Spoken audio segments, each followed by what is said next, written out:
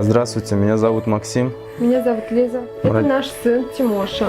Не так давно нам поставили диагноз остеопетроз, в народе смертельный брамор. Благодаря неравнодушным людям мы побывали у профессора доктора Полины в Израиле.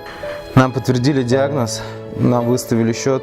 Сумма сбора 19 миллионов. Собрать эту сумму нужно чем быстрее, тем лучше, так как болезнь прогрессирует. У Тимоши уже отнялось зрение, скоро пропадет слух, а потом смертельный исход. Такие дети не доживают и до 2 лет.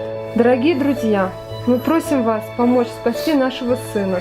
Люди добрые, пожалуйста, не оставайтесь равнодушными. Нам очень нужна ваша помощь. Пожалуйста, помогите нам спасти нашего сына. Мы мечтаем, чтобы наш сын, так же как Кирюша Степанов, катался на велосипеде, жил активной жизнью. Кирюша также перенес операцию, вылечился от остеопетроза, но потерял зрение. Но при этом мальчик не унывает и не падает духом.